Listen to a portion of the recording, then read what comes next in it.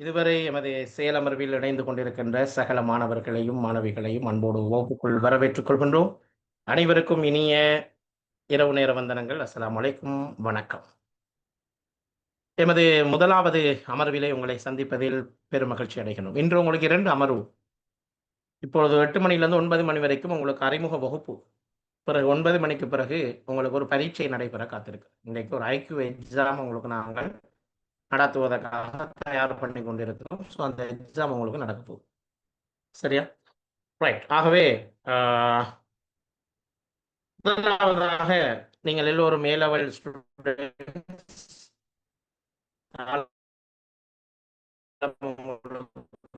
இந்த காலம் உண்மையிலே அதுக்குள்ள இந்த பாடத்தை பொறுத்தவரையில இது ஒரு முக்கியமான பாடம். கிடைத்த பிரதான பாடங்கள் தான் உங்களுக்கு மிக அவசியமான பாடங்களாக இருக்கும்.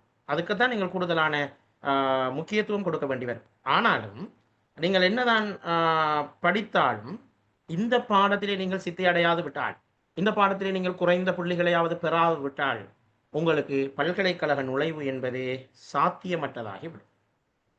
ஆகவேதான் அந்த விடயத்தில் நீங்கள் மிக கவனமாக இருக்க வேண்டும் என்பதை ஞாபகப்படுத்திக் கொண்டு நேரடியாக நான் தலைப்புக்குள்ளேயே வருகிறேன். நேரம் மிக சுருக்கமாக இருப்பதால் காமன் ஜெனரல் டெஸ்ட் அப்படிங்கிற இந்த விஷயத்தை பொறுத்தவரையிலே இலங்கையிலே உயர்தர பரீட்சையில் சித்தியடைந்து பல்கலைக்கழகம்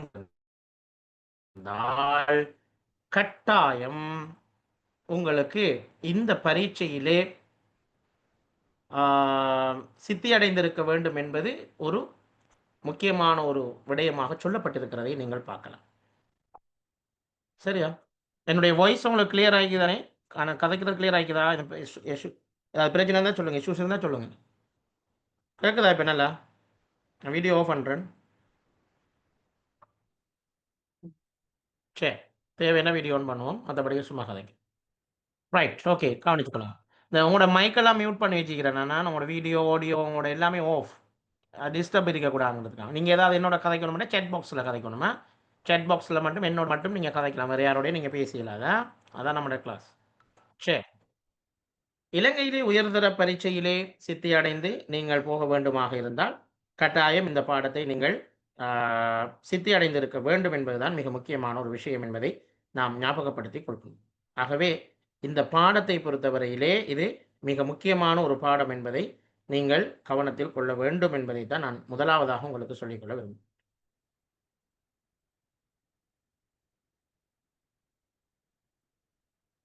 இந்த பரீட்சையிலே மாணவர்களின் பொது அறிவையும் பகுத்தறிவு திறனையும் சோதிக்கக்கூடிய வகையிலே தான் இந்த பரீட்சை தயாரிக்கப்பட்டிருக்கிறது என்பதை நீங்கள் பார்க்கலாம். கடந்த கால வினாத்தாள்களை நான் உங்களுக்கு அனுப்பி கொண்டிருந்தேன், சிலது இன்னும் அனுப்புவேன்.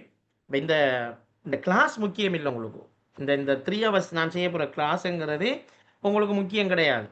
அது ஒரு சாதாரண ஒரு கைட் பண்ணுறதுக்காக தான் நான் செய்கிறேன். உங்களுக்கு நான் அனுப்பக்கூடிய விஷயங்கள் குரூப்பில் வர அவ்வளோத்தையும் நீங்கள் படிங்க. இறைவனுடைய உதவியோடு உங்களால் இந்த இந்த பரீட்சையிலே வெற்றி பெற முடியுமாக இருக்கு. உங்களுக்கு எத்தனை மார்க்ஸ் எடுக்கணும் அதை சொல்லுங்க. ஆகும்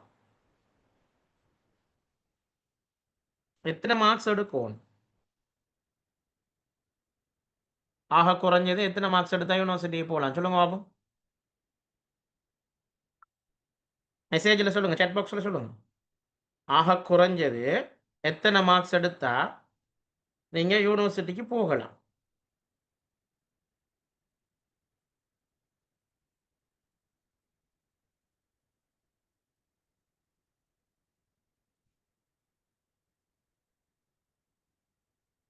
ரைட், வெரி குட். சிலர் 35 சொல்லிக்கிறீங்க, சிலர் 40 சொல்லிக்கிறீங்க, சிலர் 30 சொல்லிக்கிறீங்க. இது சரி, 30 தான் சரி. உங்களுக்கு 30 மார்க்ஸ் எடுத்தா போதும். 100க்கு 30 எடுக்கிறது ஒரு கஷ்டமா? வெரி சிம்பிள் இல்லையா? ஆகவே இந்த பாடத்தை பொறுத்தவரை நீங்கள் இந்த செமினாருங்கிறது என்ன பொறுத்த வரைக்கும் இந்த 3 ஹவர்ஸ்ங்கிறது ஒரு ஒரு உங்களை ஒரு கைட் பண்ணுறதுக்கு தான் நாங்கள் இந்த 3 ஹவர்ஸ் செய்கிறோமே தவிர நான் உங்களுக்கு குரூப்பில் அனுப்புகிற அவ்வளோத்தையும் படிங்க. நான் நிறைய அனுப்புகிறேன், எல்லாத்தையும் கிளாஸ் வச்சு கொண்டு செமினார் வச்சு கொண்டு இருக்கல. நீங்கள் மெயின் பாடம் படிக்கணும். அடுத்து எங்களுக்கு தேவை 30 மார்க்ஸ். ஸோ இது ரெண்டையும் அடிப்படையாக வச்சு நான் இப்போ உங்களுக்கு 100 மார்க்ஸுக்கு படிப்பிக்க வேண்டிய அவசியம் இல்லை. உங்களுக்கு 30 எப்படி எடுக்கிறேன்னா சொல்லி தரப்பேன்.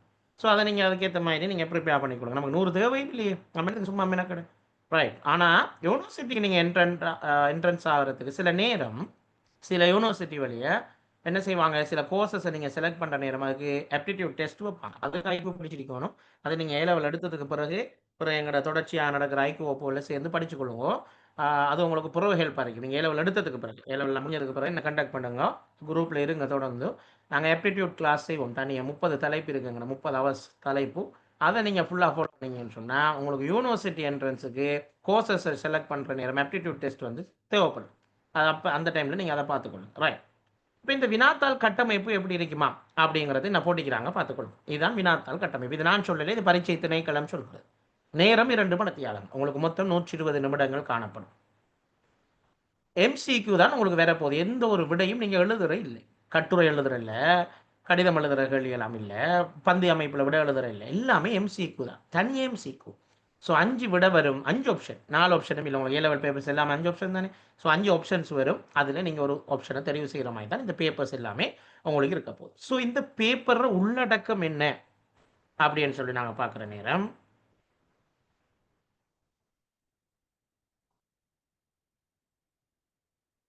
Okay, no problem. செகண்ட் செய்கிறாக்களும் செய்யலாம், அது நோ ப்ராப்ளம், செய்யலாமா? Okay, good. ஓகே, எடுப்பாங்க, நீங்கள் படிங்க. ஓகே.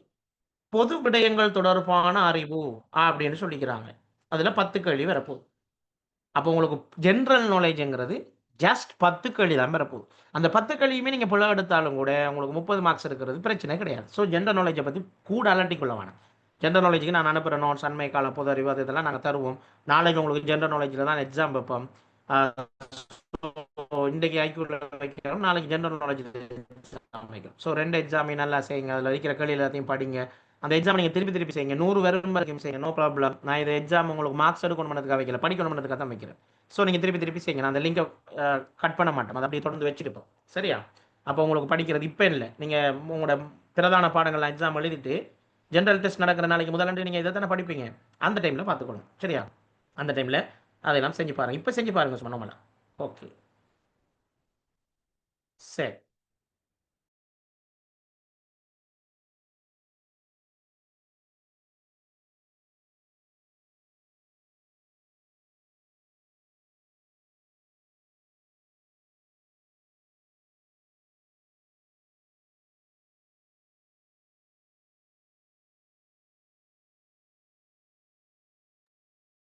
ரைட். அப்போ 10 கேள்விகள் வந்து பொது விடயங்கள் தொடர்பான அறிவுல வருமா? விளங்கிச்சா உங்களுக்கு?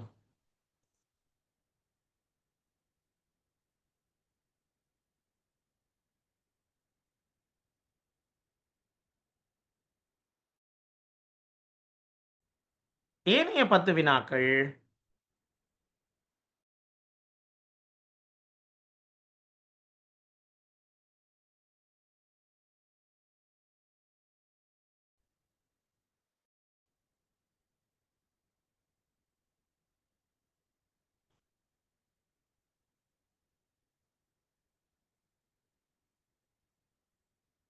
ரைட்.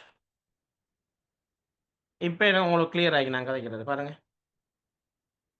சரி. அப்போ முதலாவது 10 வினாக்கள் உங்களுக்கு பொது அறிவு சம்பந்தமா வரும்னு சொல்லிட்டாங்க. 2வது எண்கோளங்கள், அதே மாதிரி நியாயிக்கும் திறன், உங்களோட சொல்றேன் பகுப்பாய்வு திறனை அடிப்படையாக வைத்து 10 வினாக்கள் வரும். பிரச்சினை தீர்த்தல், ப்ராப்ளம் சால்விங் சம்பந்தமாக 15 வினாவர். கிரகித்தல் தொடர்பாக 15 வினாவர். மொத்தமாக 50 வினாக்கள் இடம்பெறும். 1க்கு 2 மார்க்ஸ் மேலே 100 புள்ளிகளை நீங்கள் பெற்றுக்கொள்ளலாம். அப்போ உங்களோட சிலபஸ் இதுதான். அப்போ நாங்கள் தயாரிக்கிற கேள்விகளும் எதை அடிப்படையாக இருக்கணும்? நாங்கள் உங்களுக்கு காட்டுற கேள்விகள், படித்து தர விஷயங்கள் எல்லாமே இதை அடிப்படையாக வச்சு தான் இருக்கணும். பொது விடயங்கள் தொடர்பான அறிவு அந்த கடைசி 15 கேள்வியும் எல்லாருக்கும் செய்யலாம். அதிலேயே நீங்கள் மார்க்ஸ் எடுத்துடலாம், 30 மார்க்ஸ். அந்த 15 கேள்வியும் என்ன வேற போகுது? படங்களை தந்து விட ஒழுங்குபடுத்த சொல்லி சொல்லுவாங்க, வசனத்தை தந்து விட, கதையொன்றை தந்து விட, குழப்பி தந்து விட ஒழுங்குபடுத்த சொல்லி சொல்லுவாங்க, படங்களை தந்து விட்டு நியாயிக்க சொல்லுவாங்க. ஸோ அந்த மாதிரி வர கேள்விகள் எல்லாம் யூ கேன் டூ வெல். சரிதானே? டோன்ட் worry, உங்களால் அதெல்லாம் மிச்சம் சிறப்பாக செய்ய முடியும். ஆகவே நீங்கள் யாரும் கான்ஃபிடென்ட் இழக்க வேண்டாம். இந்த செமினார் உங்களுக்கு நிச்சயம் வழிகாட்டும் இன்ஷா அல்லாஹ். நீங்கள் மிக சிறப்பாக 50க்கு மேலே புள்ளிகள் எடுத்து பாஸ் ஆவீங்க. செட்டியாக நான் சொல்கிற இந்த ஐடியாஸை நீங்கள் ஃபாலோ பண்ணலைங்க. ஸோ 10 10 15 15 இந்த மாதிரி தான் இந்த 50 வினாவும் இடம்பெறும். ஸோ அதை முதலாவது பார்த்துக்கொள்ளும். ரைட். இப்போ பொது அறிவுக்கு எப்படி தயாராகுது அப்படிங்கிற விஷயம் என்று பார்க்குற நேரம், பொது அறிவுங்கிறது ஒரு கடல். நாங்கள் படித்து முடிக்கலாமா? நிச்சயமாக படித்து முடிக்கலாம். கொஞ்சம் நீண்ட காலம் எடுக்கும் பொது அறிவை நாங்கள் படிக்கிறது. ஆகவே எல்லாத்தையும் படிக்க இயலாது. எனவே நீங்கள் என்ன செய்யுங்களா, இதுக்கு பிறகு உங்களுக்கு ஜென்ரல் நாலேஜ் படிக்கிறதுக்கு காலமும் இல்லை. ஸோ நான் என்ன செய்ய போகிறேன், உங்களுக்கு உதவி செய்ய போகிறேன். எப்படி உதவி செய்ய போகிறேன்? சில தலைப்பு ரீதியாக சில டியூட்ஸ் எல்லாம் ப்ரிப்பேர் பண்ணி உங்களுக்கு நாங்கள் அனுப்ப போகிறோம். சரிதானே? நானும் என்னுடைய அட்மினும் சேர்ந்து உங்களுக்கு சில டியூட்ஸ், உங்களுக்கு எக்ஸாம்ஸ் எல்லாம் ப்ரிப்பேர் பண்ணி கொண்டிருக்கிறோம். உங்களுக்கு நாளையிலிருந்து நாங்கள் அனுப்புவோம். நாங்கள் இதுக்கு அப்புறம் செமினார் செய்யலை தானே. 5ஆம் தேதிக்கு அப்புறம் எந்த ஒரு செமினாரும் யாரும் செய்யலை. ஆனால் எங்கள் வாட்ஸ்அப் குரூப் இயங்கும். அந்த வாட்ஸ்அப் குரூப்பில் நாங்கள் உங்களுக்கு தேவையான குறிப்புகளை போடுவோம். நீங்கள் அதெல்லாம் ஒன்றும் பார்க்க வேணாம், அப்படியே வைங்க, டவுன்லோட் பண்ணி நீங்கள் உங்களுக்கு எக்ஸாம் அண்டு நைட்டுக்கு இருந்து இதில் பார்த்துட்டு அடுத்த காலையில் ஒருக்கா பார்த்துட்டு போனால் சரி. அப்படி நான் உங்களுக்கு நோட்ஸ் எல்லாம் ப்ரிப்பேர் பண்ணி அனுப்ப. நான் சொன்னேன் 500 பொது அறிவு வினா தொகுப்பு உங்களுக்கு அனுப்ப போகிறோம்னு சொல்லி. ஸோ அதை அனுப்புவோம் நாங்கள். அது 500 மொத்தமாக அனுப்ப மாட்டோம், தனித்தனி ஒவ்வொரு டாபிக் வைஸாக உங்களுக்கு பொது அறிவு வினாக்கள் வரும். ஸோ நீங்கள் அதெல்லாம் சும்மா நோமலை பார்த்துட்டு போனீங்கன்றாலே அதில் இருக்கிற வினாக்கள் வரும், வராமல் போகும். அதை பற்றி நீங்கள் யோசிக்குவானா உங்களால் செய்ய முடியுமா இருக்கு. ஆனால் மெயின் ஐக்யூவில் நான் சொன்ன மாதிரி கடைசி 15 வினா உங்களோட கிரகித்தலோடு சம்மந்தப்பட்டது. ஸோ அதை அவர்த்து தான் முடிவெடுக்கிற அந்த கேள்வி எப்படி செய்கிறேன். அது படிச்சுட்டு போகலாம், சில ப்ராக்டிஸ் பார்க்கலாம். சரி, பார்த்துட்டு போ. அடுத்தது தலைப்பு ரீதியாக பொது அறிவை நாங்கள் கல்வி, விளையாட்டு, அரசியல், பொருளாதாரம் அப்படின்னு உங்களுக்கு பிரித்து பிரித்து பிரித்து பிரித்து நாங்கள் தலைப்புகளில் சில நோட்ஸஸ் எல்லாம் தரப்போகிறோம். அண்மை கால பொது அறிவுகளை மெயினாக பார்ப்போம். அடுத்தது சில வரலாற்று தகவல்களும் பெரிது, அதையும் பார்ப்போம். நான் சில நோட்ஸ்களும் உங்களுக்கு போட்டு கொண்டிருந்தேன், திருப்பியும் போடுவோம். அதிகமாக கடந்த கால பொது அறிவு வினாத்தாள்களை கற்பதன் மூலமாக நீங்கள் விடைகளை தேடுவதன் மூலம் பல தகவல்களை அறிந்து கொள்ளலாம். அது ஓகே. எனவே நீங்கள் தலைப்பு ரீதியாக கொஞ்சம் ப்ரிப்பேர் ஆகிக்கொள்ளுங்க. நான் அதை அனுப்புகிறோம், அதை நீங்கள் படிச்சுக்கொள்ளுங்க. சரி, இப்போ நீங்கள் நாங்கள் டிரெக்டாக எங்களை கேள்விக்குள்ளே போவோம். உதாரணத்துக்கு ஒரு கேள்வி போட்டிங்க. பின்வருவனவற்றுள் ஐக்கிய நாடுகள் அமைப்பின் 6 உபசபைகளில் உள்ளடங்கும் விடைகளை மட்டும் கொண்ட விடை எது? ஐக்கிய நாடுகள் சபைக்கு கீழே 6 சபைகள் இருக்குது. ஸோ அதில் எது சரியான பதில்? உங்களுக்கு ரெக்கார்டிங் இன்றைக்கே வந்துடும், நைட்டுக்கு வந்துடும். 10 மணிக்கு முதல் உங்களுக்கு ரெக்கார்டிங் உங்களோட குரூப்புக்கு வந்துடுமா? No problem. நான் அனுப்புவேன் எல்லாம் ரெக்கார்டிங் அனுப்பி இந்த படிப்பிக்கிற ஸ்லைட் அனுப்பணும் உங்களுக்கு. நான் படிப்பிக்கிறேனே ஸ்லைட் விடையோடு உங்களுக்கு வரும். ஸோ நீங்கள் உண்டு நோட்ஸ் எல்லாம் எடுக்கிறதுக்கா இல்லை, சும்மா இருங்க கேட்டுட்ருங்க நான் கதைக்கிறத மட்டும். இப்போ விடையை சொல்லுங்கள் டாக்டர். செட் பாக்ஸில் விட சொல்லுங்கள், செட் பாக்ஸில். ஆ சாரி, உங்களோட கையில் பேப்பர் இருக்கு தானே? பேப்பர் தான் தானே? பேப்பர் அனுப்பிட்டேன் பிடிஎஃப். ஸோ பேப்பரில் இருக்கும் இந்த கேள்வியெல்லாம் பார்த்துக்கணும். ரைட், என்ன விட தாரிக்கா மட்டும்தான் ஆன்சர் பண்ணிக்கிறீங்க, மெட்ராக்கள்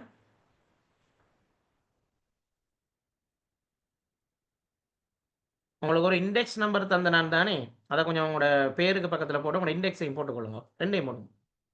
ரெக்கார்டிங் உங்களுக்கு அன்லிமிட்டெட் டைம் தான், அது நோ ப்ராப்ளம், அது எக்ஸ்பயர்ட் ஆகாது. இருந்தாலும் நீங்கள் டவுன்லோட் பண்ணி வச்சுக்கொள்ளுங்க. டவுன்லோட் பண்ணலாமா? சரி, முதலாவது விடை ஹம்னா நிசாலாம் சொல்லிக்கிறீங்க. தாரிகா 3வது விடைன்னு சொல்லிக்கிறீங்க. இந்த சாம்சங் கண்டெல்லாம் பேரெல்லாம் வச்சுக்கிறீங்க, அதெல்லாம் மாற்றி உங்களோட பேரை போட்டு பக்கத்தில் இண்டெக்ஸ் நம்பரை போடுங்க. நம்பர் 4 சிலர் சொல்லிக்கிறீங்க. மற்றவங்களை ஆன்சர் பண்ணுங்களேன், சும்மா இருக்காம. சரி, விடையை பார்ப்போம், நேரம் போகுதானே. ஐக்கிய நாடுகளினுடைய 6 சபைகளில் முக்கியமான ஒரு சபை பொதுச்சபை, அது சரி. அவை ஏவார விட சரி. ஐக்கிய நாடுகள் சபையினுடைய பாதுகாப்பு சபை. ஸோ பாதுகாப்பு சபையும் இருக்குது. சிறுவர் உரிமை சபைன்னு ஒரு சபை கிடையாது ஐக்கிய நாடுகள். அதுக்கு பதிலாக தான் ஐக்கிய நாடுகள் சபை யுனிசெஃப் அப்படிங்கிற ஒரு நிறுவனத்தை உருவாக்கி வச்சுக்க. சபை கிடையாது, ஒரு நிறுவனம். ஐக்கிய நாடுகளின் சமாதான சபை என்னும் ஒரு சபை கிடையாது. அதை சமாதானத்தை ஏற்படுத்துகிற வேலை தான் பாதுகாப்பு சபையினுடைய வேலை. சர்வதேச நீதிமன்றம் நெதர்லாந்திலே ஹேக் நகரத்திலே இருக்கிறது. நெதர்லாந்திலே ஹேக் நகரத்திலே இருக்கிறது. நான் சொல்ற எல்லாமே முக்கியமான விஷயம். ஸோ ஏபிஇ என்கிற ஆன்சர் தான் சரியான பதில். ஆகவே முதலாவது விடை என்று சொன்னவர்களுக்கு மட்டும்தான் சரி, மற்றவர்களுக்கெல்லாம் ஆன்சர் பிள்ளை. Okay, clear? ஓகே. இரண்டாவது கேள்வி.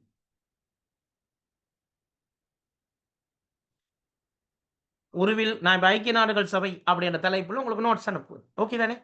அப்போ உங்களுக்கு லேசியான ஐக்கிய நாடுகள் சபை சம்பந்தமான கேள்விகள் எல்லாம் நீங்கள் அதில் படிச்சுட்டு போய்த்தரலாம். நான் அனுப்புவேன் உங்களுக்கு அதெல்லாம். சரியானே? ரைட். உருவில் காட்டப்பட்டுள்ள இலச்சினைக்குரிய சர்வதேச நிறுவனம் யாது? உங்களுக்கு 5 ஆப்ஷன்ஸ் இருக்குது. ஸோ இந்த இந்த பாம்பெல்லாம் போட்டு உலகத்தில் வாரது, அது எதனுடைய இலச்சினை? குயிக் ஆன்சர் பண்ணுங்க.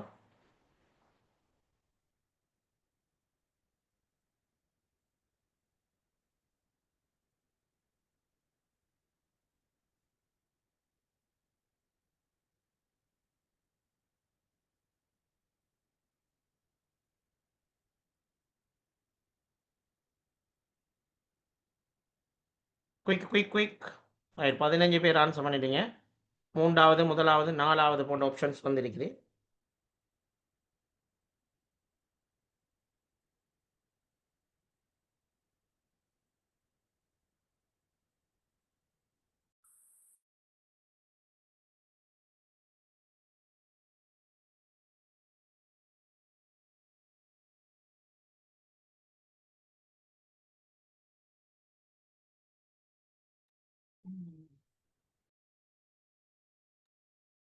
ரைட், அப்ப நாங்க விடைய பார்ப்போம். அதிகமானாக்கள் ஆன்சர் பண்ணிட்டீங்க. ஐக்கிய நாடுகள் சபையினுடைய முக்கியமான ஒவ்வொரு நிறுவனத்தினுடைய இலச்சினைகளை நீங்க கட்டாயம் பார்த்துட்டு போகணும் பிள்ளைகளா. நான் உங்களுக்கு அனுப்புறேன் அந்த நோட்ஸும். இலச்சினைகள் எல்லாம் என்கிட்ட இருக்குது, நான் அனுப்புறேன், பார்த்துக்கொள்ளுங்க. இது வந்து இந்த பாம்பு போட்டது வந்து பாம்பு ஒரு நச்சுத்தன்மை அப்படி ஞாபகம் வச்சுக்கணும். நான் சொல்றேன், அந்த அந்த க்ளூவை வச்சுக்கொள்ளுங்க. பாம்பு ஒரு நச்சுத்தன்மையானது, ஆபத்தானது. ஸோ அதிலிருந்து உலகத்தை காக்கணும். அடுத்தது வந்து 2 நெற்கதிர்கள் மூலமாக அந்த ஒரு செழிப்பை காட்டியிருக்காங்க இதில். ஸோ இது என்னத்தினுடைய இலட்சணை அப்படின்னு சொல்லி நீங்கள் பார்த்தீங்கன்னா, 3வது விடை உலக சுகாதார ஸ்தாபனம் WHO, வேர்ல்டு ஹெல்த் ஆர்கனைசேஷனுடைய இலச்சினை தான் இது. ஸோ அதை நல்லா ஞாபகம் வச்சுக்கொள்ளுங்க. ரைட், அப்போ இதில் மற்ற உலக உணவு திட்டம், ஐக்கிய நாடுகள் சிறுவர் பாதுகாப்பு நிதியம், தொழிலாளர் அமைப்பு, விலங்குகள் பாதுகாப்பு, இதையெல்லாம் நாங்கள் படிக்கணுமா, அதில் லோகோவெல்லாம் படிக்கணும். நான் உங்களுக்கு அனுப்புகிறேன் அதில். சரி, அடுத்த கேள்விக்கு ஆன்சர் பண்ணுங்க. அதில் 4 விட தான் நீங்கள் ஒன்று ஆன்சர் பண்ணணும்.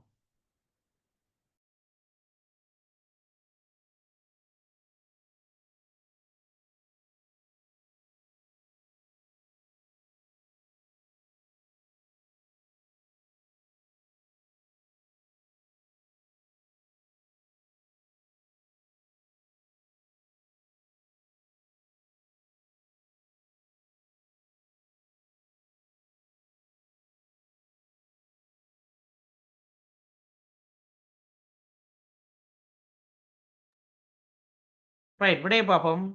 அதிகமானாக்கள் மாலைத்தீவு, இந்த இந்த கவரேஜ் இஷ்யூ இருக்கிறார்கள். அடுத்தது விட விலங்கை இல்லை அப்படியான இஷ்யூக்காக திருப்பி கேட்க வேணாம். ரெக்கார்டிங்கை பாருங்கள் ஆறுதல் பிறகு. ஏன்னா டைம் இல்லை தான், நமக்கு ஷார்ட் டைம், அதுக்குள்ளே பார்த்து முடிக்கும். இப்போ 25 பேர். நிறைய விஷயங்கள் சொல்லிக்கிறீங்க. ஆனால் சரியான பதில் வந்து 4வது விடையை சொன்னாங்களுக்கு வாழ்த்துக்கள். இலங்கையில் தான் பெரிய டயர் தொழிற்சாலை இலங்கையில் உருவாக்கப்பட்டது. தென்கிழக்காசியாவிலேயே மிகப்பெரிய தொழிற்சாலை 2021ஆம் ஆண்டு கோத்தபாய ராஜபக்ஷ அவர்களினால் திறந்து வைக்கப்பட்டது. 155 ஏக்கர் பரப்பளவில் இந்த டயர் தொழிற்சாலை அமைக்கப்பட்டது. அப்படியான விஷயங்கள்லாம் பார்த்து.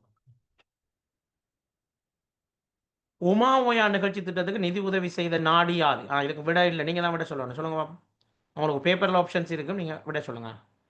உமா ஓயா நிகழ்ச்சி திட்டத்துக்கு நிதி உதவி செய்த நாடு யாது?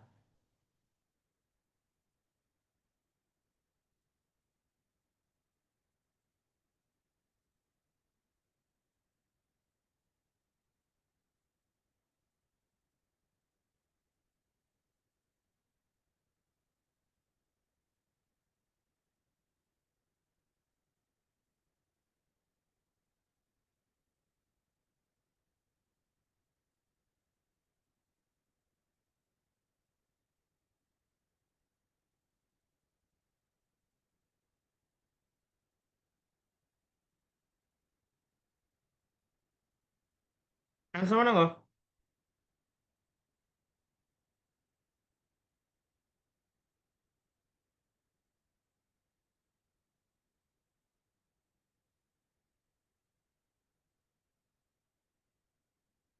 ரைட், உமா ஓயா நிகழ்ச்சி திட்டத்துக்கு அனுசரணை வழங்கிய நாடு வந்து ஈரான். ஈரான் தான் அனுசரணை வழங்கி இருந்ததா?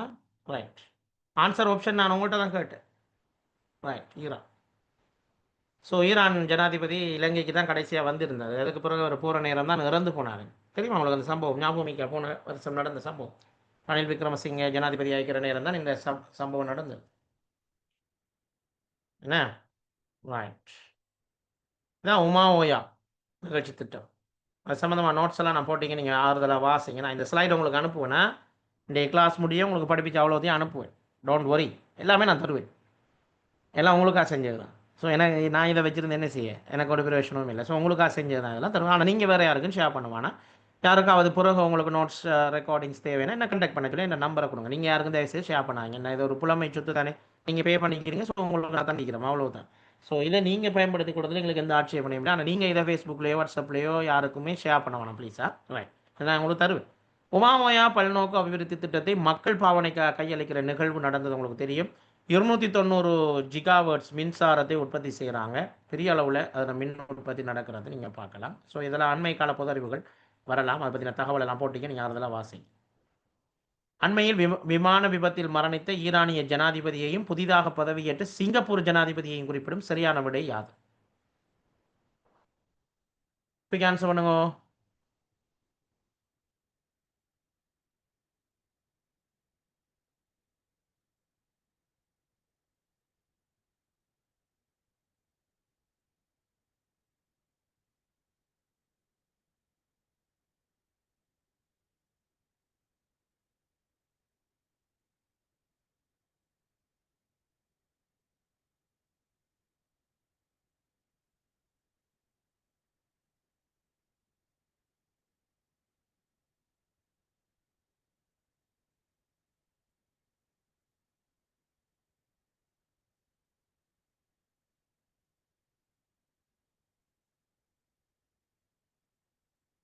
ரைட், விடைய பார்ப்போம். ஏ மற்றும் பி இல்லையா? ரைட், ஏ மற்றும் பி. யாரு? Ebrahim Raisi. இப்ராஹிம் ரைசி தான் அந்த ஜனாதிபதி, ஈரான் ஜனாதிபதி. இவர் தான் அந்த விமான விபத்தில் மரணிச்சவர். சரிதானே? ரைட். அதே மாதிரி இப்போ பார்த்தீங்கன்னு சொன்னால், நம்ம சிங்கப்பூரினுடைய புதிதாக ஜனாதிபதியாக பதவியேற்றவர் தர்மன் சண்முகரத்னம்ங்கிற ஒரு தமிழர். ஸோ அதுக்கு சரியான பதில் அதுதான். அகமது நஜாதி ஈரானினுடைய முன்னாள் ஜனாதிபதி, ஹலிமா யாக்கூப் சிங்கப்பூரினுடைய முன்னாள் ஜனாதிபதி, செபாஸ் ஷெரீஃபும் முன்னாள் ஜனாதிபதிகள் ஒருவர் தான். ஸோ அது வராது. பின்வருவனவற்றுள் பச்சை வீட்டு வாயு அல்லாதது எது? பச்சை வீட்டு வாயு என்னென்னு படிச்சுப்பீங்க சில ஆக்கள், குறிப்பாக சயின்ஸ் படித்த ஆக்கள் படிச்சுப்பீங்க, மெட்டாக்களும் ஓ லெவல் டைம்ல படிச்சுப்பீங்க.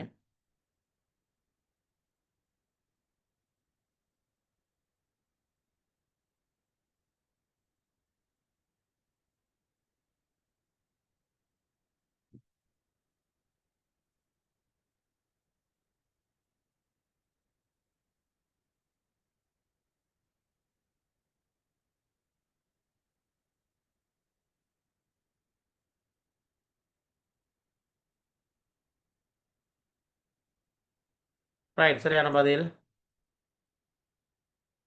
வெரி குட், சரியான பதில சொல்லிட்டீங்க, வாழ்த்துக்கள். சிலர் சொல்லிக்கிறீங்க, சிலர் சொல்லல, சிலர் சொன்னது பிள்ளை. ரைட், சரியான விடையை பார்க்கலாம்.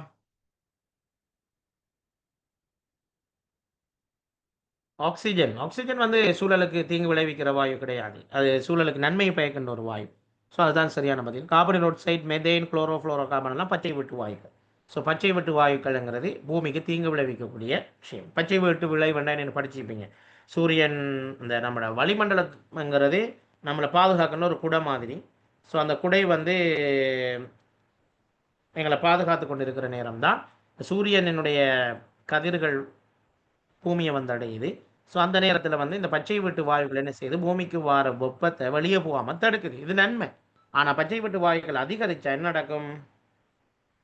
எங்களுக்கு பாதிப்பு ஏற்படும். ஸோ அதுதான் அந்த அப்படியான ஒரு பாதிப்பு தான் அதில் நாங்கள் பார்த்து கொண்டிருக்கிற பாதிப்பு. சரியா?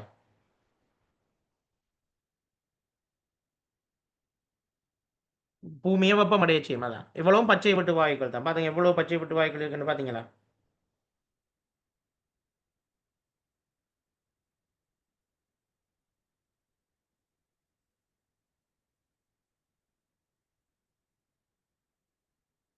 Carbon oxide, carbon monoxide, sulphur oxide, methane, nitrous oxide, chlorofluorocarbon, ozone இவ்வளவுமே சூழலுக்கு தீங்கு விளைவிக்கின்ற வாயு.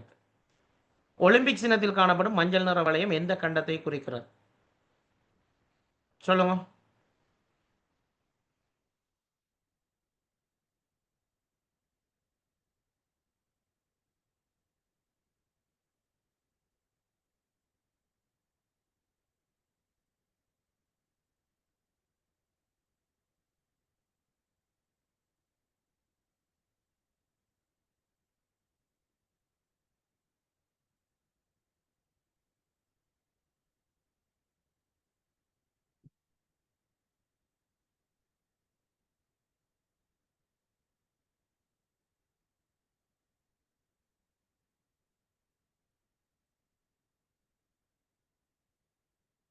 ரைட். நான் ஒலிம்பிக்ஸை பற்றி உங்களுக்கு தனியான ஒரு டியூட் ஒன்று அனுப்புகிறேன், படிங்கோ. அனுப்புவேன்னா ஆப்பிரிக்கா, ஆசியா, ஆஸ்திரேலியா, அமெரிக்கா இதில் ஒலிம்பிக்ஸ் இடத்துல 5 வளையங்கள் இருக்கும் கண்டிருப்பீங்க. ஸோ அந்த 5ல் எது என்று பார்த்தீங்கன்னா ஆசியா கண்டத்தை தான் மஞ்சள் நிற வளையம் குறிக்கிறது. இதுதான் அந்த 5 கண்டங்களும் அது குறிக்கின்ற இடங்களும். ஐரோப்பா, ஆப்பிரிக்கா, அமெரிக்கா, வட அமெரிக்கா, தென் அமெரிக்கா, ஆஸ்திரேலியா, ஆசியா. ஸோ இதில் மிஸ் ஆகிற கண்டம் அந்தார்டிகா. அந்தார்டிகா கண்டத்தில் மனிதன் இல்லை என்பதால் அது ஒலிம்பிக்ஸில் சேர்த்துக்கொள்ளப்படுறதில்ல. ஸோ இந்த வளையங்கள்ற விளக்கத்தை பார்த்துக்கொள்ளும். இந்த ஒலிம்பிக்ஸ் இன்னும் 1913ஆம் ஆண்டு பிஆர்டி கூப்பர்டின் அப்படிங்கிற ஒருவரால் வடிவமைக்கப்பட்டது. 5 வட்டங்களும் 5 கண்டங்களை குறிப்பதோட ஆர்வம், நம்பிக்கை, வெற்றி, ஒழுக்க விழுமியம், விளையாட்டு சிந்தை போன்ற குணங்களையும் அது குறிக்குது. ஸோ அப்படி நோட்ஸ் எல்லாம் போட்டிருக்கிறேன் பாருங்கள். நான் ஒலிம்பிக்ஸை பற்றி நிறைய கேள்வி போட்டிருக்கிறேன், இதுக்குரிய விடையையும் போட்டிருக்கிறேன். நீங்களே படிச்சுக்கொள்ளுங்க சரியா? படிக்கலாம். நான் நோட்ஸ் எல்லாம் இப்படி போட்டிக்கிறேன். சரி. அண்மையில் யுனெஸ்கோவின் உலக ஆவண பாரம்பரிய சின்னமாக எந்த புனித நூல் அறிவிக்கப்பட்டுள்ளது? யுனெஸ்கோ கடந்த வருடம் இலங்கையில் இருக்கிற ஒரு புனித நூலை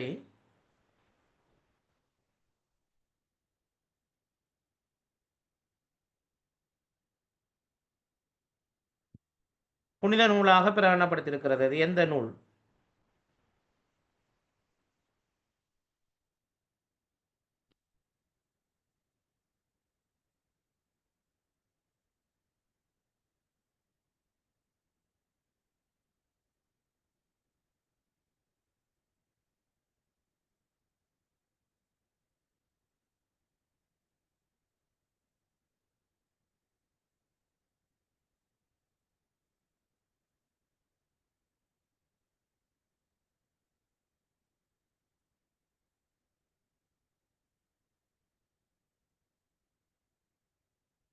ஓகே, நிறைய விடைகளை சொல்லிக்கிறீங்க. ஆனால் சரியான பதில் வந்து 2வது விடைன்னு சொன்ன அனைவருக்கும் வாழ்த்துக்கள்.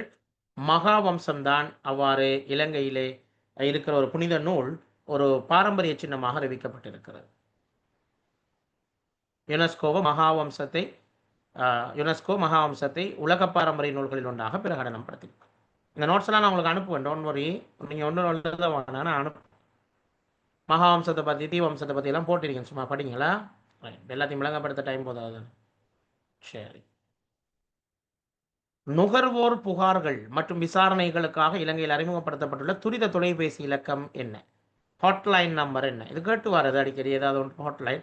ஸோ நுகர்வோர் கஸ்டமர், கன்சியூமர்ஸ் கன்சியூமர்ஸ் சம்பந்தமாக ஏதாவது இஷ்யூஸ் இருந்தால், உதாரணமாக உங்களுக்கு ஒரு பொருள் வாங்குறீங்க, அதில் டேட் பிரச்சனை அல்லது அப்படி ஏதாவது இஷ்யூஸ் இருந்தால் நம்ம எந்த நம்பருக்கு தொலைபேசி எடுத்து முறைப்பாடு செய்யலாம்?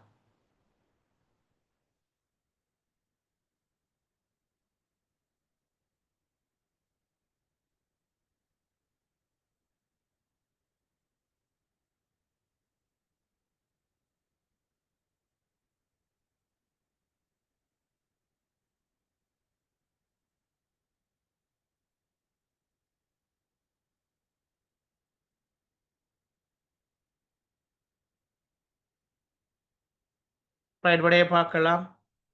சிலர் 1, சிலர் 3, சிலர் 4 எல்லாம் சொல்லிக்கிறீங்க. ஸோ சரியான பதில் வந்து 4வது விடை தான். 1977 என்பது தான் நுகர்வோர் பாதுகாப்புக்கான தொலைபேசி இலக்கு.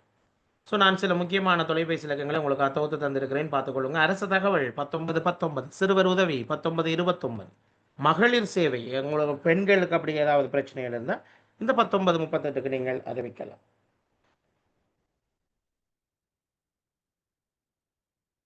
மனித உரிமை முறைப்பாடு 1996, சூழல் பாதுகாப்பு 1991, தாய்மொழி மொழி சம்பந்தமான பிரச்சனை 1956, லஞ்ச ஊழல் 1954. இப்போ நேற்று முந்த நாள், இப்போ கொஞ்ச நாளைக்கு முதல் ஒரு 2-3 டேஸுக்குள்ள ஜனாதிபதி ஒரு புதிய திட்டத்தை ஆரம்பித்து வச்சுக்கார் இலங்கையில். அனைவரும் ஒன்றாக இணைந்து போதை வசதிக்கு எதிராக ஒன்றிணைவோம். ஸோ அந்த நேரத்தில் அவர் ஒரு புதிய தொலைபேசி இலக்கத்தை ட்ரக்ஸ் அபியூஸ் அல்லது ட்ரக்ஸ் டீலிங் சம்பந்தமாக நீங்கள் முறைப்பாடு செய்கிறதுக்கு பயன்படுத்தலாம் அப்படின்னு சொல்லி சொன்னாங்க. அது என்ன நம்பர் தெரிஞ்சாங்க ஒரு கமெண்ட் பண்ணுங்க. Zulfa, very good. வேற மெட்ராக்கள்?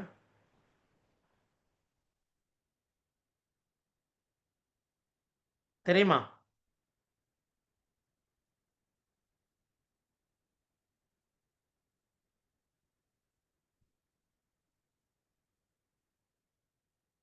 Right, very good. Sanuja, very good. இந்த இண்டெக்ஸுக்கு பக்கத்தில் உங்களோட பேரையும் போட்டுக்கணும் நல்லமே.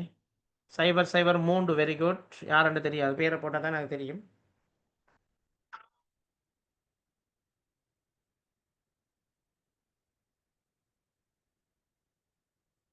Right, okay. 18 18 18 18 18 18. ரைட். இன்னும் சில எமர்ஜென்சி நம்பர்ஸ் என்ன போட்டீங்க, அதெல்லாம் நீங்க பார்த்து படிங்க. ஓகே, அடுத்த கேள்வி. இலங்கை சுற்றுச்சூழல் அமைச்சினால் நாட்டின் அழியும் தருவாயில் உள்ள விலங்குகள் மற்றும் தாவரங்கள் தொடர்பான தரவுகள் அடங்கிய வெளியீடு எவ்வாறு அழைக்கப்படும்? அழியும் தருவாயில் இருக்கிற விலங்குகளை எந்த ஏட்டில் பதிவு செய்வாங்க?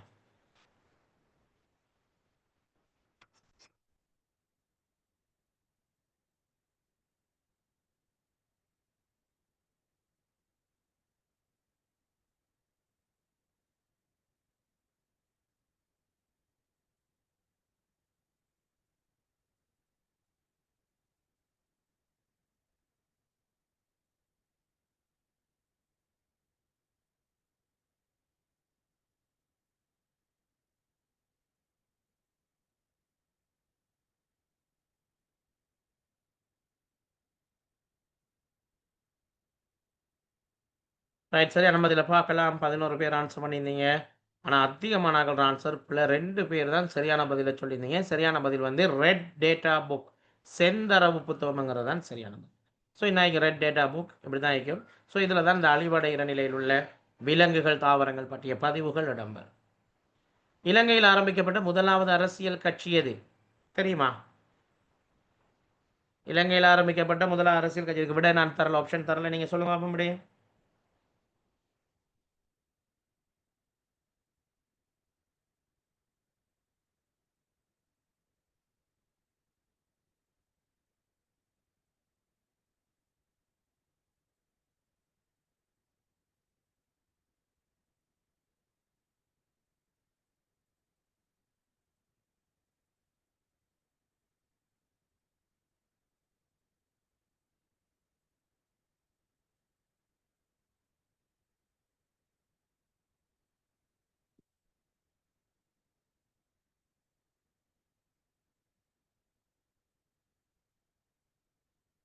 Right, very good. நீங்க ஓ லெவலில் படிச்சிருப்பீங்க, லெவல் இது படிக்கிறார்கள், பொலிட்டிக்கல் சயின்ஸ் படிக்கிறார்களுக்கு தெரிஞ்சிருக்கும். ஓகே. இலங்கையில் ஆரம்பிக்கப்பட்ட முதலாவது அரசியல் கட்சி லங்கா சமசமாஜ கட்சி. ஐக்கிய தேசிய கட்சி, சுதந்திர கட்சி எல்லாம் சொல்லியிருந்தீங்க, அதெல்லாம் பிள்ளை. ஸோ லங்கா சமசமாஜ கட்சி தான் Sri Lankan first political party. Okay, Lanka Samasamaja கட்சி. இலங்கையில் உருவாக்கப்பட்ட த மோஸ்ட் ஆஃப் ஆக பழைய கட்சிகள் உட்பட புதிய கட்சிகள் வரைக்கும் இதில் நாங்கள் தொகுத்திருக்கிறோம், நீங்கள் பார்த்துக்கொள்ளலாம். இன் 1935 லங்கா சமசமாஜ கட்சி created by doctor NM Perera, and also 1943 Lankan communist party SA Wickremasinghe, 1945 Bolshevik Lenin party doctor Colvin RD Silva, 1946 united national party, அதான் யூஎம்பி அழைக்கப்படுது, டிஎஸ்ஏ நாயக்கா, 1951 ஸ்ரீலங்கா சுதந்திர கட்சி எஸ்டபிள்யூஆர்டி பண்டார் நாயக்கா, ஃப்ரீடம் பார்ட்டின்னு சொல்லிட்டு ஸ்ரீலங்கா ஃப்ரீடம் பார்ட்டி, 1944 அகில இலங்கை தமிழ் காங்கிரஸ் ஜிஜி பொன்னம்பலம், அதுமாதிரி இலங்கை தமிழரசு கட்சி, இலங்கை தமிழரசு கட்சி எஸ்ஜேவி செல்வநாயகம் அவர்களால் உருவாக்கப்பட்டது. ஸோ இதில் பார்த்துக்கணுங்க. அந்த ஒவ்வொரு கட்சியை பற்றியும் நான் போட்டிருக்கிறேன், அவங்களோட லோகோஸ் எல்லாம் போட்டிருக்கிறேன், நீங்கள் சும்மா பார்த்துட்டு போங்க. உருவாக்கினாக்கள். ரைட், நாங்கள் இப்போ ஐக்யூ கொஷன்ஸுக்குள்ளே வருவோம். 2 ரூபாய் நாணயங்கள் நாலினதும் 1 ரூபாய் நாணயங்கள் இரண்டினதும் நிறை 2 ரூபாய் நாணயங்கள் இரண்டினதும் 1 ரூபாய் நாணயங்கள் ஆறினதும் நிறைக்கு சமம் எனில் 1 ரூபாய் நாணயத்தின் நிறை 2 ரூபாய் நாணயத்தின் நிறையின் எத்தனை மடங்காகும்? எனக்கு ஆப்ஷன்ஸ் நான் தரல, நீங்கள் விடையே சொல்லுங்க. செய்யலுமா? அந்த டைம் ஓடிக்கொண்டிருக்குதா? டைமுக்குள்ளே செஞ்சு போகணும்.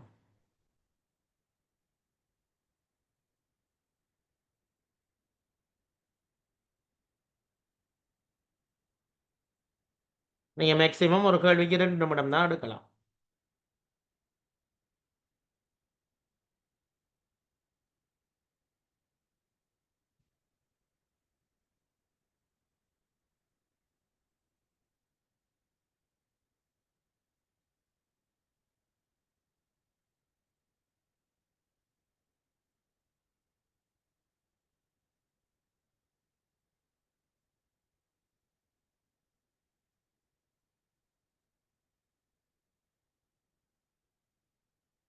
ரைட்,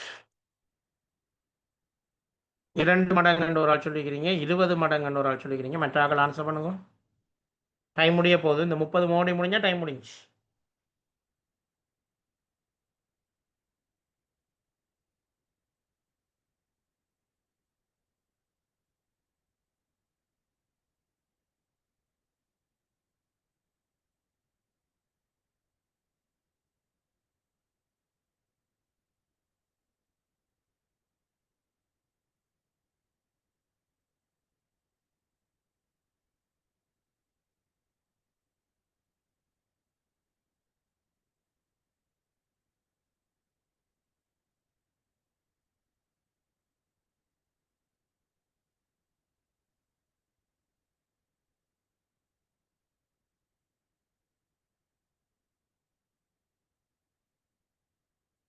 ரைட் முடிஞ்சு டைம்.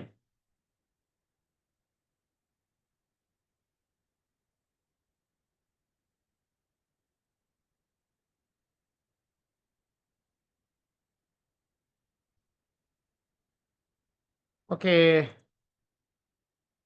விடைய பார்ப்போம். எப்படி இந்த கேள்வியை செய்யலாம்னு பாருங்க. ₹2 நாணயங்கள் 4னதும் ₹1 நாணயங்கள் 2னதும் நிறை ₹2 நாணயங்கள் 2னதும் ₹1 நாணயங்கள் 6னதும் நிறைக்குச் சமம். எனில் ₹1 நாணயத்தின் நிறை ₹2 நாணயத்தின் நிறைன்னு எத்தனை முறை? அப்ப நாங்க ஒரு சமன்பாடு உருவாக்குவோம். ஒரு ஃபார்முலா உருவாக்கணும். எப்படி உருவாக்கலாம்?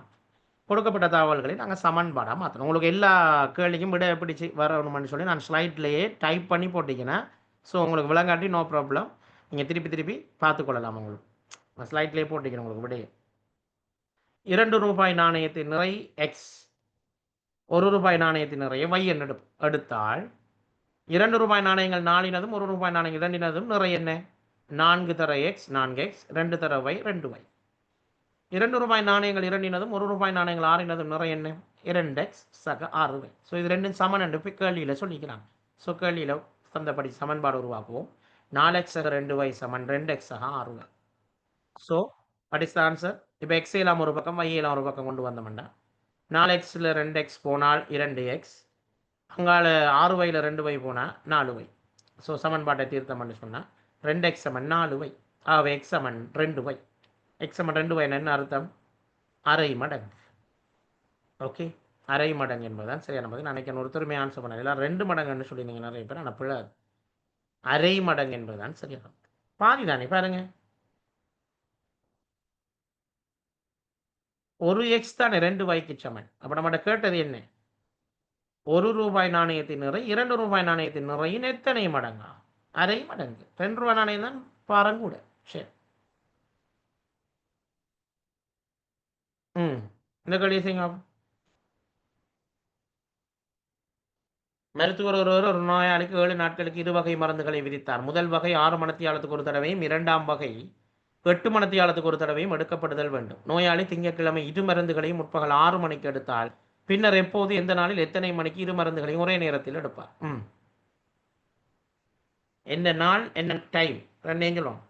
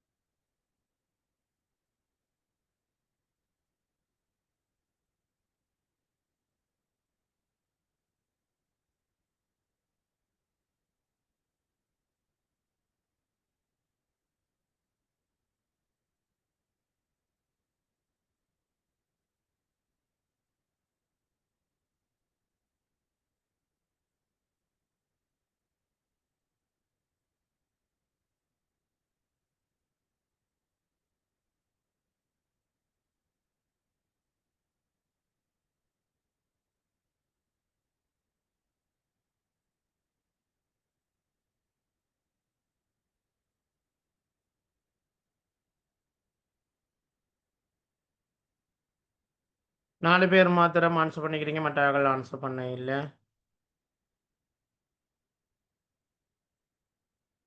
சரியான பதில நான் நினைக்கிறேன் 3 பேர் சொல்லிக்கிறீங்க. வாழ்த்துக்கள்.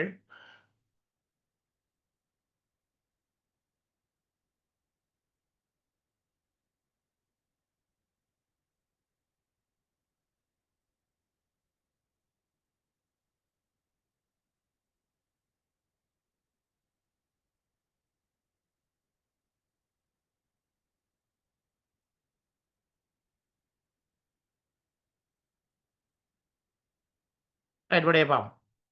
இந்த கேள்வி எப்படி செய்யுற அப்படிங்கிறத நாங்க முதலாவது பார்த்தோம்னு சொன்னா, சரியான விடை வந்து செவ்வாய் முற்பகல் 6 மணிங்கிறது தான் சரியான பதில். ஸோ நெக்ஸ்ட் டே 6 AM போட்டாங்களுக்கு சரி. அதாவது 7 நாட்களுக்கு 2 வகை மருந்துகளையும் எடுப்பார்ன்னு சொன்னா, 7 நாட்களுக்கு 2 வகை மருந்துகளை விதித்தார். முதல் வகை 6 மணித்தியாலத்துக்கு ஒரு தடவை, 2ஆம் வகை 8 மணித்தியாலத்துக்கு. அப்ப 6க்கு மட்டுக்கும் போமசி கண்டாச்சு வி. 6க்கு மட்டுக்கும் போமசி எப்படி பார்ப்பீங்க? நீங்க இப்படி 6, 8 இப்படி எழுதிட்டு 2ஆல பிரிப்பீங்க இல்லையா? 3, 4 திருப்பி 2ஆல பிரிப்பீங்க. இது பிரிபடாது. ஸோ 3 போடுவீங்க. இது பிரிபடும் 2. அப்ப இவ்வளவுதான். இதுக்கு மேல பிரிக்க இயலாது. 3ம் 2 ஆலையும் தான் பிரிபடும். அப்ப 2 தர 3, 6, 6 2 12 2 24. ஸோ 24 தான் போமசி. 6க்கு மட்டுக்கு போமசி 24ன்னு காணுவீங்க. 24 மணித்தியாலத்தால தான் மீண்டும் அதே மருந்தை போடுவாங்க. ஸோ உடைய பார்த்தீங்கன்னு சொன்னா 24 மணித்தியாலத்துக்கு பிறகு மீண்டும் 2 மருந்துகளை ஒரே நேரத்தில் எடுத்துக்கொள்ள. அப்ப இன்றைய காலையில் 6 மணி என்ன, அடுத்த நாள் காலையில் 6 மணிக்கு தான் ஒரே நேரத்தில் மருந்து எடுத்துக்கொள்ளும். ஓகே.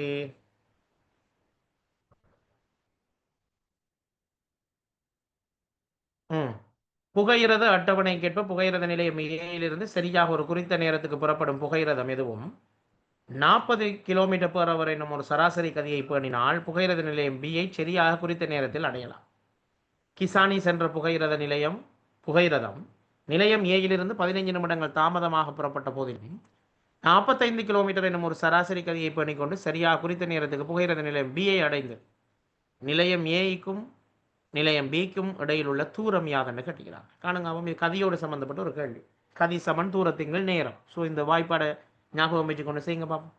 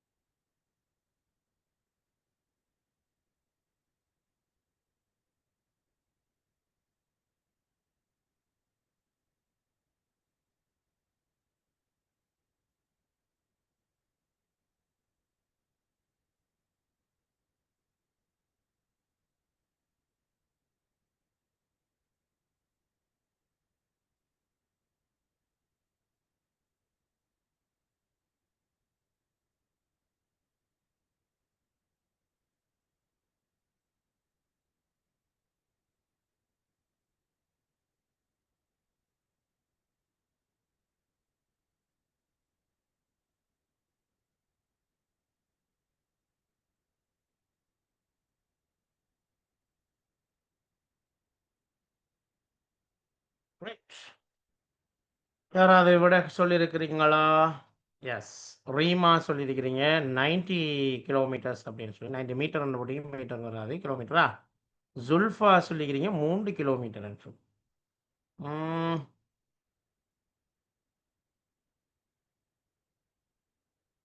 ரெண்டுமே தவறு போல தான் இருக்குது. சரி பார்ப்போம்.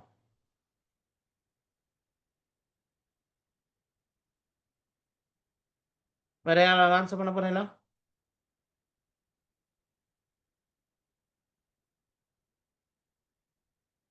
இல்லை, ஒருத்தர் ஆன்சர் பண்ணுறதில்ல அப்படியா? சரி, விடைய பார்க்கலாம். மெத்தடுகளை பார்த்துக்கொள்ளுங்க. நான் இதில் விட முக்கியம் இல்லை, நமக்கு விட அந்த மெத்தட் தான் முக்கியம். சரி, சம்ஹா 86 கிலோமீட்டர் அப்படி என்றும் தாரிகா 120 கிலோமீட்டர் சொல்லியிருக்கீங்க. சரி, வாங்க பார்க்க முடியும் என்ன சொல்றாங்க, நல்லா பாருங்க. புகையிரத அட்டவணைக்கப்ப புகையிரத நிலை ஏ மற்றும் பி. ஏங்கிற ஒரு நிலையை மிக்குது, பிங்கிற ஒரு நிலையை மிக்குது. இது ரெண்டுக்கும் இடையில ஒரு தூரம் மிக்குது. ஓகே, ஏயிலிருந்து சரியாக ஒரு குறித்த நேரத்துக்கு புறப்படும் புகையிரதம் 40 கிலோமீட்டர் பெற ஒரு சராசரி கதியை பண்ணினால் புகையிரத நிலை பியை சரியாக குறித்த நேரத்தில் அடையலாம். அப்ப எக்ஸ் இது அந்த தூரம் நமக்கு எவ்வளோன்னு தெரியாதானே. அப்ப எக்ஸ் எடுப்போம். அப்ப இந்த எக்ஸ் என்ற தூரத்தை ஓகே 40 கிலோமீட்டர் வேகத்தால 40 கிலோமீட்டர் பெர் ஹவர்ங்கிற வேகத்தில் போறாங்க. அப்ப கதிசமன் தூரத்தின்கீழ் நேரம். இங்க நமக்கு என்ன தெரியாது, தூரம் தெரியாது. ஸோ எக்ஸ் எடுக்கும். நேரம் தெரியாது. ஓகே, நேரமும் நமக்கு தெரியாது. அப்ப தூரத்தின்கீழ் கதி தானே. அப்ப தூரம் எக்ஸ், கதி ஏற்கனவே சந்திக்கிறாங்க 40ன்னு சொல்லி. இது ஒரு ஒரு ஒரு விஷயம், ஒரு ஆப்ஷன். திருப்பி ரெண்டாவது ஆப்ஷன் சொல்றாங்க என்னண்டா, கிசானி புறப்பட்ட புகையிரதம் என்ன செய்யுது, 15 நிமிஷங்கள் தாமதமாக தான் போகுது. ஓகே, அப்போ ஏற்கனவே நாம் ஒதுக்கின நேரத்தை விட 15 நிமிஷம் குறையும். ஆனால் ஸ்பீட் 45 கிலோமீட்டர் போகுது. ரெண்டும் ஒரே தூரம் தான். ஓகே, இப்போ இதை வச்சு கொண்டு தான் நாங்கள் இப்போ இந்த கணக்கை செய்ய போகிறோம். வாங்க இந்த ஐடியா எடுப்போம் எப்படி செய்கிறேன்னு. ஒரு குறிப்போடு நான் கொஞ்சம் போட்டிக்க பார்த்துக்கொள்ளுங்க. 15 நிமிஷம் என்பதை நாங்கள் தசத்துக்கு மாற்றினோம்டா 0.25 மணித்தியாலம் என்று சொல்லலாம். ஓகே தானே. 15 நிமிஷம்ங்கிறது 0.25, 30ங்கிறது 0.5, அப்படித்தானே. 45ங்கிறது 0.75. ஆவே 1 ஹவருங்கிறது 1. அப்போ 0.5 எடுக்கிற 0.25 எடுக்கிற சரிதானே. ரைட். இப்போ பாருங்க, ஒரு சமம், ஒரு தூரம் சமன் வேகத்தர நேரம். தூரத்தை காணணும்னா வேகத்தை நேரத்தால் பெருக்கினால் சாரி தூரத்தை வேகத்தால் பெருக்கினோம்னா நமக்கு வார விட தூரத்தை காணணும்னா வேகத்தை நேரத்தால் பெருக்கும். ஓகே, ஆகவே புகையிரதம் ஒன்று சென்ற தூரம் 40 கிலோமீட்டர் படி நமக்கு எவ்வளவு நேரம் அது ஓடினேன்னு தெரியாது. So D 40 D. புகையிரதம் 2 தூரம் இந்த டைமை விட 15 நிமிஷம் குறையும். அதான் 0.25 குறையும். என்ன போட்டிங்க, டீயிலிருந்து 0.25 குறையும். ஆனால் போன ஸ்பீட் 45. So பெருக்கிவிட்டோம்னா 45 D 11.25. இது ரெண்டும் சமன். இப்போ டீயை காணலாமா இல்லையோ, டீயை முதல் காணலாம். அப்போ இரண்டின் தூரம் சமன் என்பதால் 40 டீயும் 45 டி 11.25 சமன். ஸோ இப்போ 45 டி இருக்கிற பக்கம் 40 டீயை கொண்டு போனோம்னா கழிப்பட்டு 5 டி என்று மிஞ்சும். 11.25 இங்கே பக்கம் ப்ளஸ் ஆகும். ஸோ 5 டி சமன் 11.25. அவை ஒரு டி சமன் 2.25 மணித்தியாலம். அப்போ 2.5 மணித்தியாலம் தானே இந்த ட்ரெயின் ஓடுது. அதில் தூரத்தை பார்க்குறதுக்கு என்ன செய்யணும், 1 கிலோமீட்டருக்கு 40 சொன்னா 1 கிலோமீட்டருக்கு தானே 40, ஒரு மணித்தியாலத்துக்கு தானே 40, சாரி ஒரு மணித்தியாலத்துக்கு 40. ஸோ 2 மணித்தியாலத்துக்கு 80, காமணித்தியாலத்துக்கு 10. ஒரு மணித்தியாலத்துக்கு 40னா காமணித்தியாலத்துக்கு 10 தானே. ஸோ இவ்வளோதான் ஒரு ஓடின தூரம் இல்லையா. கண்டுபிடிச்சிட்டமே 2.5 மணித்தியாலம் என்று. அப்போ 1 மணித்தியாலம் 2 மணித்தியாலம் காமணித்தியாலம். ஸோ கூட்டினமண்டா 80 10 90 கிலோமீட்டர் ஓடிப்பேன். ஸோ தூரம் 90 கிலோமீட்டர். இப்படி தான் காணும். இந்த மெத்தடை நீங்கள் பயன்படுத்தி கொள்ளும். ஓகே,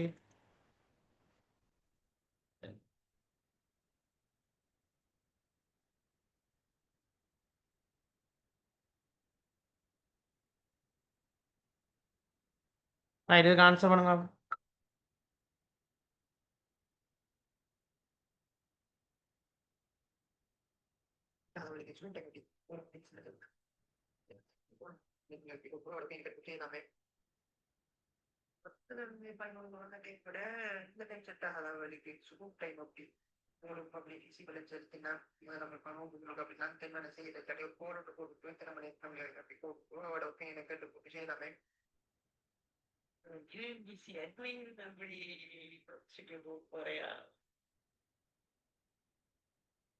நான் இதுவும் விழுந்திருக்கேன் புதுசாக விழுந்திருக்கேன்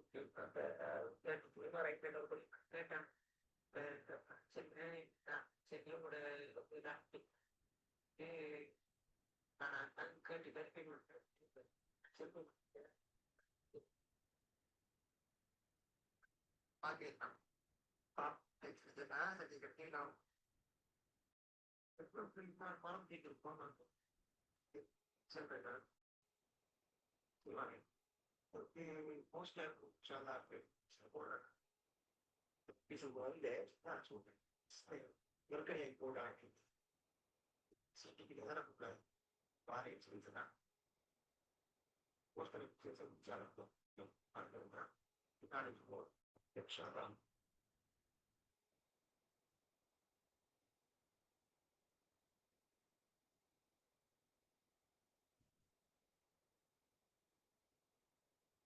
ரைட். இதை சொல்கிற பெர்முடேஷன் காம்பினேஷன் சொல்கிறேன் இல்லையா? ஏலோல் மேக்ஸ் படிக்கிறார்களுக்கு இது லேசாக இருக்கும் செய்கிறது. மற்றாக்கள் கொஞ்சம் கவனிங்க எப்படி செய்கிறேன்ட்டு. ஒரு குழுவில் உள்ள ஆண் பிள்ளைகளின் எண்ணிக்கை பெண் பிள்ளைகளின் எண்ணிக்கை ஆகியன தொடர்பாக குழுக்கள் சர்வசமனாக இருக்குமாறு எல்லா குழுவிலையும் சமனான ஆக்கள் தான் இருக்கணும். ஆனால் அதில் இருக்கிற ஆம்பளை பிள்ளைகளும் பொம்பளை பிள்ளைகளும் எண்ணிக்கையும் சரியாக இருக்கும். 128 பெண் பிள்ளைகளையும் 96 ஆண் பிள்ளைகளையும் குழுக்களாக பிரிக்கும். அப்போ உயர்ந்தபட்சம் எத்தனை குழுக்கள் அமைக்கலாம் அப்படின்னு கேட்கப்பட்டிருக்குது. ஸோ இங்கே நாங்கள் காண வேண்டியது போக்காப்பே பொது காரணிகளில் பெரியது கண்டமண்டா சரி. அதாவது 128 96 128 96. ஆகவே குழுக்களின் எண்ணிக்கை 128 மற்றும் 96 ஆகிய 2 எண்களையும் வகுக்கக்கூடிய மிக பெரும் எண்ணாக இருக்க வேண்டும். அப்போ போக்காப்பை பொது காரணிகளில் பெரியது. போக்காப்பை காண தெரிஞ்சிருக்கீங்க உங்களுக்கு. 128 காரணிகள் 1 2 4 8 16 32 64 128.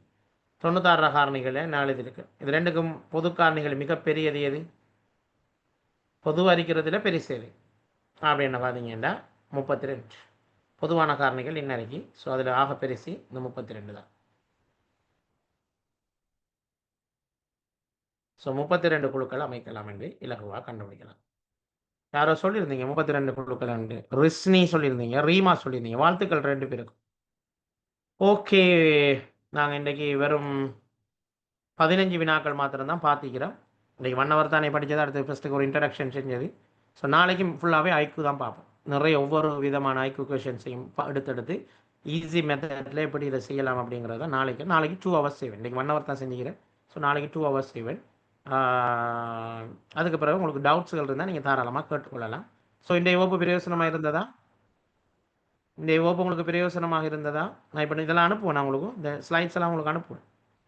இந்த ஸ்லைட் இன்றைக்கு படித்த அவ்வளோதையும் இப்போ இன்றைக்கு அனுப்பிடுவேன். அடுத்து இன்னும் நிறைய நோட்ஸ் எல்லாம் உங்களுக்கு அனுப்ப போகிறேன். நாளைக்கு பாருங்கள், உங்களோட வாட்ஸ்அப் குரூப் நிறைய அனுப்புவோம். பிரயோசனமாக இருந்துச்சா சொல்லிட்டு போங்க.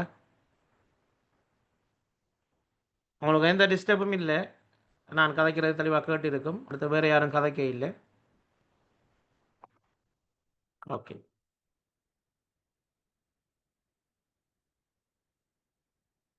நாளைக்கு 2 hours செய்வோமா? ஓகே. நீங்கள் எக்ஸாமை பற்றி டோன்ட் ஃபியர், நீங்கள் பயப்பட தேவையில்லை. கான்ஃபிடென்ட்டாக போய் செய்யலாம். ஒரு பிரச்சனையும் இல்லை. இப்படியான கேள்விகள் தான் வரப்போகுது. ஸோ நார்மலாக செய்யலாம். இதோட லேசான கேள்வியெல்லாம் வரும்.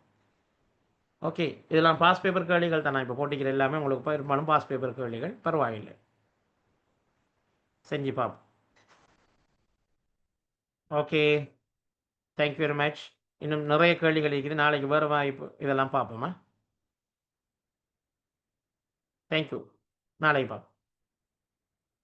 நான் ஃபுல்லாக உங்களுக்கு ஒரே நாளில் செய்வோம் தான் யோசிச்சு. அப்புறம் 4ஆம் தேதியோட செமினார்லாம் நிப்பாட்ட சொல்லியிருக்காங்க தானே. ஸோ நாங்கள் நாளைக்கு நைட்டுக்கு ஃபுல்லாக செஞ்சுட்டு நிப்பாட்டோம். ஓகே, அஸ்ஸலாமு அலைக்கும், வணக்கம், குட் நைட், குட் பை.